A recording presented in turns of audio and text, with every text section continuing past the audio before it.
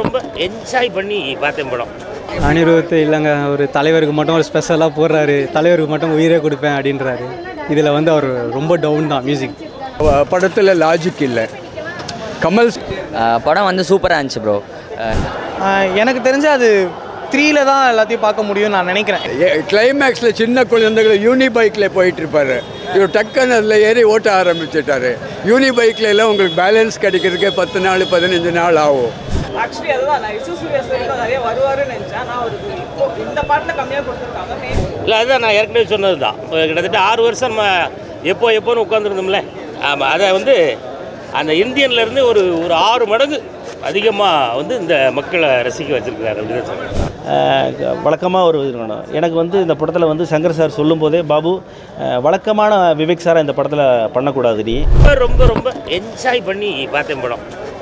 ஆரம்பித்ததுலேருந்து படம் முடிகிற வரைக்கும் அப்படி ஒரு ட்விஸ்ட்டு. அப்போ என்ன இப்படி ஆச்சு, ஏன் இப்படி ஆகுது, அதுக்கு ஒரு தீர்வு இருக்குது அப்படின்னு சொல்லி சங்கர் சார் கையாண்டிருக்கக்கூடிய அந்த கதை களம் வந்து ரொம்ப புதுசாக இருக்குது. நான் என்ஜாய் பண்ணேன். கண்டிப்பாக நீங்களும் என்ஜாய் பண்ணணும்னு கேட்டுக்கிறேன். ரொம்ப எங்கேஜிங்காக இருக்குது. அழகாக உட்காந்து பார்க்கலாம். படத்தில் லாஜிக் இல்லை. கமல் சாரை ஹைலைட் பண்ணுறதுக்காக நிறைய விஷயங்கள் எடுத்திருக்காரு. ஏதோ கொஞ்சம் லாஜிக் இருக்கணும். கமல் போய் ஸ்பேஸில் ஒரு டெக்னீஷியன் மாதிரி போய் யாரோ ஒருத்தனை கொல்ல போகிறாரு. அவன் எப்போவோ 2030 ஸ்பேஸ் ட்ராவலுக்கு இதை பண்ண கலெக்ட் பண்ணிகிட்ருக்கானா. இப்போ நீங்கள் ஸ்பேஸ் ட்ராவல் எல்லாம் போகணுன்ட்டான்.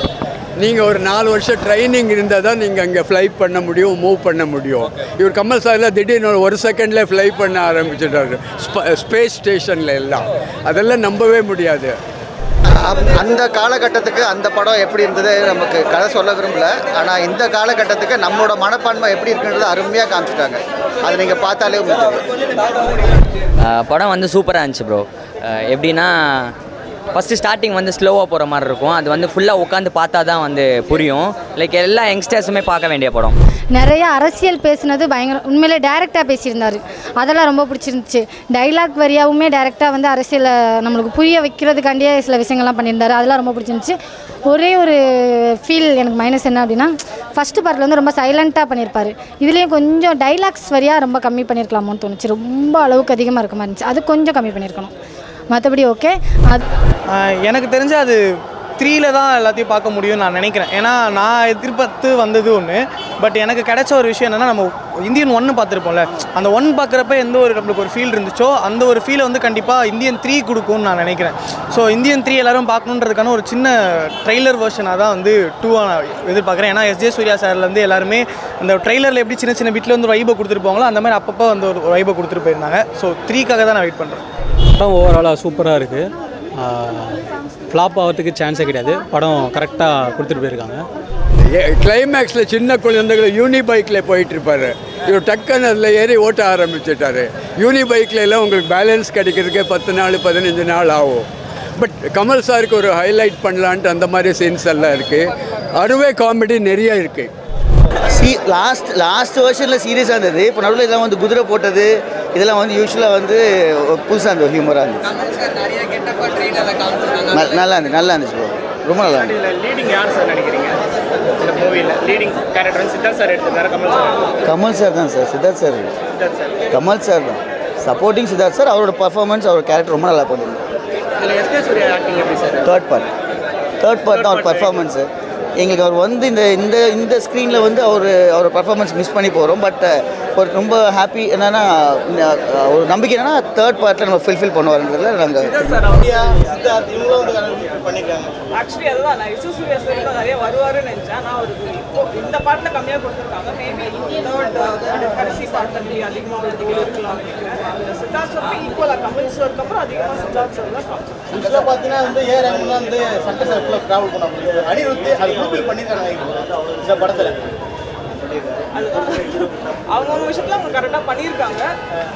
இந்த படத்துக்கு நல்லா பண்ணியிருக்காங்க. இறந்து போன நடிகர்லாம் பார்த்தது ஒரு சந்தோஷமாக இருக்குது. விவேக் சார், மாரிமுத்து, மனோபலா, நெடுமுடி வேணும், ஸோ அவங்களெல்லாம் பார்த்தது நல்லாயிருக்கு. நான் வந்து எஸ்ஜே சூர்யாவுக்காக ரொம்ப எதிர்பார்த்து வந்திருந்தேன். ஸோ அவரோட ஆக்டிங் வந்து போகிற மாதிரி தான் இருக்குது. ஒரு 2-3 சீனில் தான் வராங்க. ஸோ அவரே சங்கர் சாரே சொல்லிட்டார், ஒரு இந்தியன் ப்ரெஸ் மீட்டில். இந்தியன் 3ல தான் வந்து அவரோட ஃபுல் ரோல் வரும் அப்படின்ற மாதிரி. ஸோ கண்டிப்பாக இந்தியன் 3ல வந்து ஒரு நல்ல ஒரு எதிர்பார்ப்பு இருக்கும். இல்லை அதுதான் நான் ஏற்கனவே சொன்னது தான். கிட்டத்தட்ட 6 வருஷம் நம்ம எப்போன்னு உட்காந்துருந்தோம்ல. ஆமாம், அதை வந்து அந்த இந்தியன்லேருந்து ஒரு 6 மடங்கு அதிகமாக வந்து இந்த மக்களை ரசிக்க வச்சிருக்கிறாரு அப்படின்னு சொல்லுவாங்க. இப்போ வர நிறைய படங்கள் வந்து சமூகத்தில் இருக்கிற பிரச்சனைகளை சொல்லுது. இந்த படம் வந்து ஊழல் லஞ்சம் பற்றி அழுத்தமாக சொல்லியிருக்கு. நல்லா இருக்குது இந்த படம். நீங்கள் கேட்குற கேள்வி நல்லா இருக்குது. அந்த படம் பார்க்கும்போது அந்த ஃபீல் நல்லா இருக்குது. அதாவது இந்த நேரத்தில் இந்த மாதிரி ஒரு ஆள் வந்தால் எப்படி இருக்கும்? இந்திய அளவில் உலக அளவில் வந்து எல்லா நாடுகளையும் நடக்கிற விஷயங்களை நம்ம கேள்விப்பட்டு இருக்கும்போது இப்போ இந்தியன் அந்த மாதிரி ஒரு ஆள் ரிட்டர்ன் வந்தால் என்ன ஆகும் அப்படின்னு ஒரு எதிர்பார்ப்பு ஒன்று இருக்குல்ல. அது நம்ம தேட்டரில் இருக்கும்போதே நமக்கு தோணுது, எப்படா வருவார்னா அப்படி அவர் வரும்போது ஆஹா நமக்கான ஒரு ஆள் வந்துட்டாரா அப்படின்ற அந்த எதிர்பார்ப்பு நம்மளை வந்து சீட்டை விட்டு டக்குன்னு ஒரு செகண்ட் எந்திக்க வைக்கும். ஆகா இவர் தான் நம்ம தேடிட்டு இருந்த ஆள்.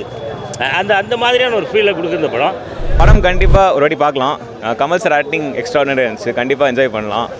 சித்தார்த், பிரியா பவானி சங்கர், பாபி சிம்மா எல்லாருமே நடிச்சிருந்தாங்க. மறைந்த நடிகர்கள் விவேக் சார் மற்றும் மனோபாலா சாரையும் பார்க்குறது ரொம்ப ஹாப்பியாக இருந்துச்சு. விவேக் சார் ஏஐ மூலமாக கொஞ்சம் கொண்டு வந்திருக்காங்க, அது கொஞ்சம் ஃபேஸில் தெரியுது, பட் இருந்தாலும் என்ஜாய் பண்ணுற மாதிரி தான் இருந்துச்சு.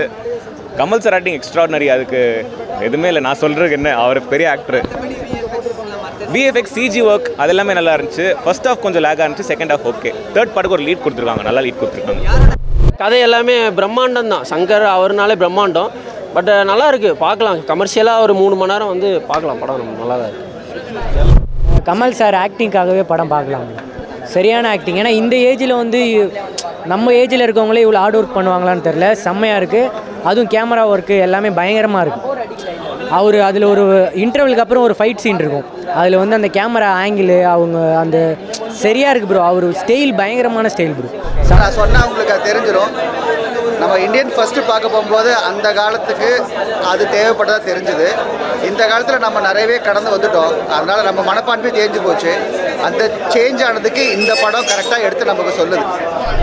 நீங்கள் மர்மக்கலே தெரியும் தவிர நீங்கள் you cannot enter all the biometric இது. இவர் போய் அவனோட குத்துனடனே அவன் குதிரை மாதிரி ஓட ஆரம்பிச்சிடுறாரு. இன்னும் கடைசியில் 4 ரவுடிஸ் அடிக்கிறாரு. அவங்களெல்லாம் குதிரை மாதிரி ஓடினாரு. ஏதோ புக்கில் படிச்சுட்டு அஸ்வபிந்து கமல் சொல்கிறார். அஸ்வபிந்து வந்துட்டு ஹார்ஸ் செமன். ஏன் அது 4 ரவுடி அடிச்சுட்டு அவங்க எல்லாம் குதிரை மாதிரி ஓடுறாங்களா? என்ன லாஜிக்ன்ற அது அதாவது அனிருத் சாரோட என்ன ஃபுல்ஃபில் இருக்குமோ அது அந்த படத்தில் இருந்தது. ப்ரீவியஸில் அந்த சார் பண்ணதோடு அவரது ஃபுல்ஃபில்லாக இருந்துச்சு. பட் அவரோட நிறைய சாங் அந்த ஃபஸ்ட் படம் நிறைய சாங் இதில் வந்துட்டுருக்குது. ஆக்சுவலி மியூசிக் வந்து எப்பயுமே ஏஆர் ரகுமான் சார் தான். ஸோ அந்த மியூசிக் உள்ளே வந்தோன்னே அந்த மியூசிக் இன்னும் பயங்கரமாகிடுச்சு. செம்மையாக இருக்குது படம். ஸோ நெக்ஸ்ட் பார்ட்டுக்கு வெயிட்டிங்.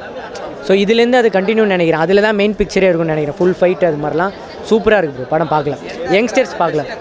அது நான் எக்ஸ்பெக்டே பண்ணல அது மாதிரி ஒரு ட்விஸ்ட்டு வரும்னு. அந்த ட்விஸ்ட்டு ஸ்பாயில் பண்ண வரும்ல. அந்த ட்விஸ்ட்டு லாஸ்ட்டு ஒரு 20 நிமிஷம் வேறு லெவலில் இருக்கும் படம். அனிருத் இல்லைங்க, ஒரு தலைவருக்கு மட்டும் ஒரு ஸ்பெஷலாக போடுறாரு. தலைவருக்கு மட்டும் உயிரே கொடுப்பேன் அப்படின்றாரு. இதில் வந்து அவர் ரொம்ப டவுன் தான் மியூசிக். ஏஆர் ரகுமான் வந்து அவர் மெல்ட் பண்ணியிருப்பார். ஏஆர் ரகுமான் இந்தியன் பாட்டில் மெல்ட் பண்ணியிருப்பார், பார்த்துருக்கீங்களா? லே லா லா லா அந்த மாதிரிலாம் இது இல்லை. மெல்ட் ஆகல் அந்த ஒரு இது மட்டும் எடுத்து லைட்டாக ரீக்ரியேஷன் பண்ணியிருப்பார். அந்த சீன் அந்த மியூசிக் மட்டும் கூஸ் பம்ஸாக இருக்கும். மற்றபடி ரொம்ப நார்மல் தான் அனிருத் சார். லாஜிக் இல்லை சார். மியூசிக் எல்லாம் ரொம்ப சுமாராக இருக்குது. மியூசிக் எல்லாம் எதுவும் அப்படி இது பண்ணுமா. அந்த சாங்கு தாத்தா வர்றாரு கூட பெருசாக ஒன்றும் இம்ப்ரெசிவாக இல்லை. ரீரிக்காண்டு ஏதோ தர்மத்துக்கு சம்பளம் வாங்கினதுக்கு ஏதோ பண்ணியிருக்காங்க. ரொம்ப ஓஹோன்னு மாதிரி ஒன்றும் கிடையாது. பார்த்துருப்பீங்க, வீரசேகர்னு ஒரு புது கேரக்டர் வரப்போகிறாரு. ஸோ அதையும் நீங்கள் அவரோட பாருங்கள். Okay, thank you. சூப்பராக இருந்துச்சு பிரதர். 2 பேரும் மிக்ஸ் பண்ணியிருக்காங்க. அவங்களுக்கு ஃபஸ்ட்டு இந்தியன் 1ஓட மியூசிக்கும் இதில் வரும், இந்தியன் 2ஓட மியூசிக் வரும். 2 சேர்ந்து பார்க்கும்போது செம்ம கூஸ்பம்ஸாக இருந்துச்சு. ஸோ இதுக்கு அடுத்து பார்த்திங்கன்னா இன்னொரு ஒரு வரலாறு ஒன்று வரப்போகுது, அது இந்தியன் 3. ஸோ அதோட ட்ரெய்லரை லாஸ்ட்டாக போடும்போது பார்த்திங்கன்னா செம்ம கூஸ்பம்ஸ் வேறு லெவல் வெயிட்டிங்கில் இருக்கும். சூப்பராக இருந்துச்சு ப்ரோ. வேறு லெவல் பண்ணியிருக்காங்க. அதாவது அவரை மிஸ் பண்ண ஒரு ஃபீலே இல்லை. சேம் அவரை மாதிரியே ஒரு பாடி அமைப்பில் இருக்கக்கூடிய ஒருத்தருக்கு அழகாக ஏஐ ஃபீச்சர்ஸ் பண்ணி அவரோட ஃபேஸ் அப்படியே கொடுத்துருந்தாங்க. நல்லாயிருக்கு. ரொம்ப என்ஜாய் பண்ணி பார்க்குற மாதிரி இருக்குது. நம்ம சின்ன கலைவாணர் அண்ணன் விவேக் அண்ணன், மனோபால் அண்ணன், இவங்கெல்லாம் நம்மளை விட்டு மறைந்து விட்டார்கள் அப்படின்ற அந்த எண்ணமெல்லாம் போச்சு.